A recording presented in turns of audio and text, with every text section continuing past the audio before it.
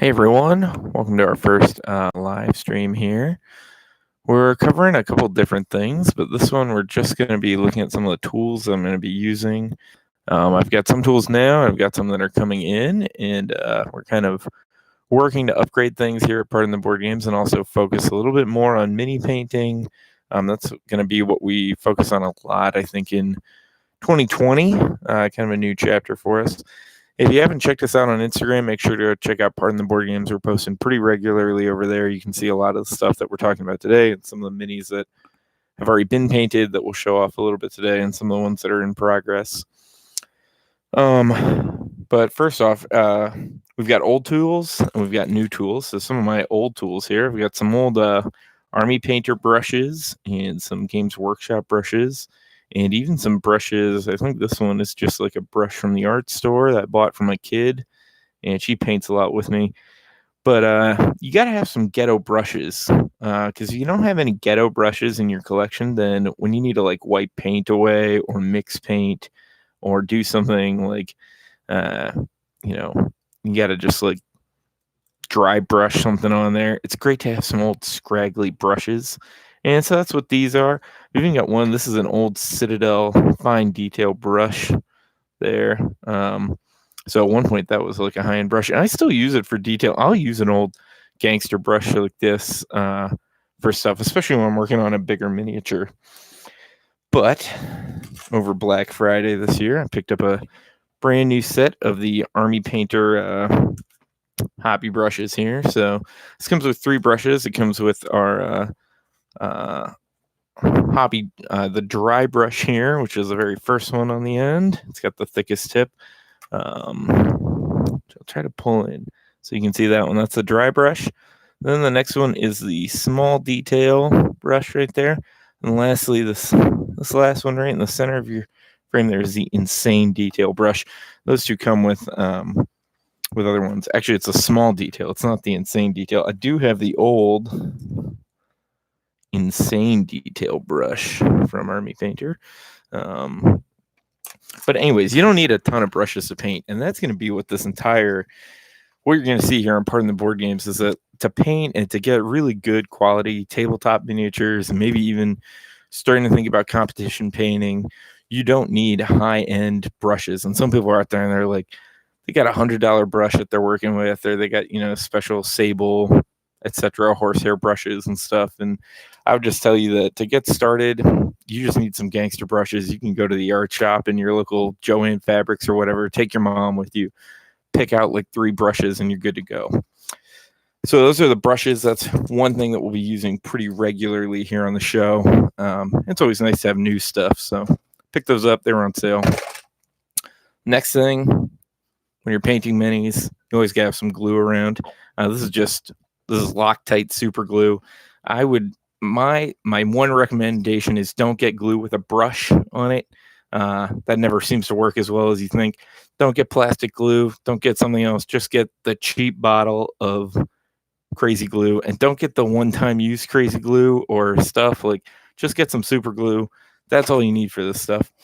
Now, some people have really fancy palettes, and I'm hoping to get one for Christmas. I think I might, but I'm using an old Dixie plate for the last couple months, and all the minis that I've painted that are going to be in this episode were painted using a Dixie plate as my palette. So for all the haters out there, Dixie plate, thank you. Next up, some of the things that I'm using. I've got a laptop. I've got some headphones. These are some old-ass PS3 headphones. I think are, I don't know, they're like Afterglow something or other. I bought them at a GameStop 10 years ago. Something that you might use is green stuff. This is mainly for filling cracks in models. I got a model here that I'll show off. This is one of the Chaos Toads from Reaper Miniatures. You can see at the base of his head here, there's this big giant crack. It's kind of ugly, and you can tell from a couple angles that maybe that wasn't supposed to be there. So you take a little bit of this green and blue stuff, mix it together, and just kind of mash it in there and smooth it out, give it some texture with a hobby knife or something like that, and you're good to go. You're all set again. So that's one of the things that I'm going to use. That's a little more advanced. I wouldn't buy that if you're just starting out. Just get some smaller minis that you don't have to assemble.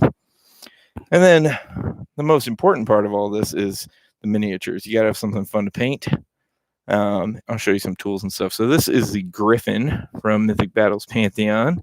And my daughter told me that she wanted to do rainbow wings. So we put some rainbow wings on there. Gave it a blue body because that's her favorite color, and kind of a golden eagle head. Looked around on the internet and decided I wanted to go with that. Looked up some bald eagles, but I feel like white was just kind of a weird, it didn't look good contrasted against the blue, so we just kind of went with the golden eagle look and then gave it rainbow wings, and used a bunch of different paints. We're going to talk about paints here in a little bit, but that's basically, I mean, this is a couple hours of work on this with some layers and just the brushes that you're, just the gangster brushes that you already saw. Nothing fancy on here. There's no airbrushing. There's no like super special paints or anything, although we do have some pretty awesome paints that we're going to be talking about as we go through things. It's amazing what they're doing with paints today compared to what they were doing with them 15 years ago when I started. Here's our next guy up. This is the Chaos Toad. I believe he's the Brawler. And so he's got a kind of a purple stomach, and then he's got all these horns and stuff on his back. He's kind of a dark red. And the special part about this guy that we did is we put some stippling on his face and his back there to add kind of a texture that wasn't there. Even though he's got some different things on him, we added that in. I'm going to move this light here to see if I can get a little more light on him the way that I want. So if we come in from this side, you can kind of see on his head here the different yellow and red and orange dots that we put on there to add some texture. Again, the mini's got some good texture on it. Reaper Miniatures makes really good stuff. But that's kind of what we did there. And then this is an integrated base. So the base on here came with this miniature. It's not something that we put on in the background or anything like that. And again, Reaper Bones, they all come with like pre-modeled bases, which is really nice. And so he's got some rock textures on there. We just kind of did it in a gray and a red. Let's see if we cut that light out. There you go. You can see a little bit more of the detail there. We just did like kind of a gray, brownish red look for the rocks. Kind of matches his skin a little bit. And yeah, so pretty cool. And we used some washes in there to get the darker blacks in the bottom. And when I say we, I mean me and my 4-year-old daughter. She is my PIC, partner in crime, if you will. Some of the other things that we use here that you can get anywhere. This is going to be one of our next models that we work on. This is called the Fungal Maiden. And we're going to be, you can see that she is just super glued to the top of a Gatorade bottle cap. And that just gives you something to hold on to when you're painting. So when you go in with the brush and you're adding a little bit here and there, you don't have to hold on to the base and accidentally get paint all over you, although I constantly get paint on myself. So that's one thing that you can do there is just get some super glue, glue it to a bottle cap. I've got another one here. This one we haven't started on yet, but this is another, I think he's called a fungoid. He's kind of like a fungus child. But he's just on a Dasani or Coke bottle cap or something. Let's see. We'll pull a couple of tools from behind the glass over here. You can see into the Magic Kingdom. Some of the stuff that we use is we use files to get down big nasty mold lines. Now this one is obviously, this is way bigger than we would usually use, but it's the one that I grabbed. We've got some smaller ones that we use on a more regular basis. Here, let me dig deep here and grab them. A lot of the stuff is actually my old Uncle Wick's carving tools. But I found that a lot of wood carving tools you can actually use to get the plastic mold lines off really easily. So this one I just kind of scrape right along the mold line, especially if there's like a curve on the miniature. Now we've already taken the mold lines off this guy. Let me see if we have it on this one. So yeah, so this guy, he's got some mold lines right here on his arm. So you can just take this and kind of shave right along there. And that's how you take the mold line right out. Just kind of disappears. Now, the worse the mold line, the more you're going to have to file or shave off. But this one's pretty deep. So, and you can, this one, you can't, I don't know if you can tell, but this one runs length of that miniature there, all the way right along the top of the arm. So that's something we got to take care of. We'll have to file that down before we start painting. And you want to file stuff down before you start painting, because you don't want to have kind of these like weird, like it'll show the break in the model, and that's what you don't want to have on your mini at the end. If you don't take care of your mold lines, some smaller minis and stuff people aren't going to notice, but especially if you get into competition level painting, you really just don't want to have that stuff on your mini at the end of the day. Let's see if I haven't done a ton of filing recently because kind of did all that, and now we're working on new stuff. But here's another little scraper that we use. It's kind of got a edge right here, so you gotta be careful. I don't want to cut myself. And then so we've covered some of the minis and some of the tools that we use, but of course there's always the ever important paint, which is a big part of things. So we mostly have been using Army Painter paints. We got a big, you can get maybe for like $80, you get maybe like 50 paints all together, lots of different colors. They come with metallic paints, so we got some metal paints here that we've been using. And then we've got some base layers, so some of our darker paint layers. So here's like a deep blue and chaos red, which is what we used on that big toad over there. And then we've got some brighter paints that we use for highlighting and stuff. So here's the crystal blue, which went on that Griffin that you saw earlier. And then the final coat was the electric blue for some highlighting there. And then this is one of my daughter's favorite miniatures. I'm going to try to get some light. It's like too bright, but let's get more light in the room. So this is the Fungal Queen. You can see we kind of put some neon green and neon blues and pinks in there. Try to brighten her up. And then on the back, you can see we've done a fair amount of shading and dry brushing and stuff like that. And so for that, we've got things like this pixie pink. We also got Kraken skin. That's kind of our electric green. And we also used on this one, this is actually from Vallejo, or Vala.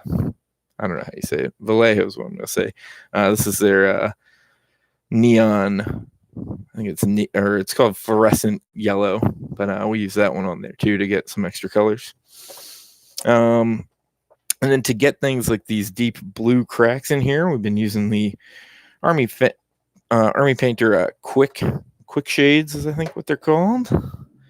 So for this one, we use like blue tone, and what that is just a thin, really dark blue paint, and you paint that over top of this, and it just seeps in all the cracks, and it gives you that really good textured look. So that's one of the paints. And again, mostly Army Painter paints.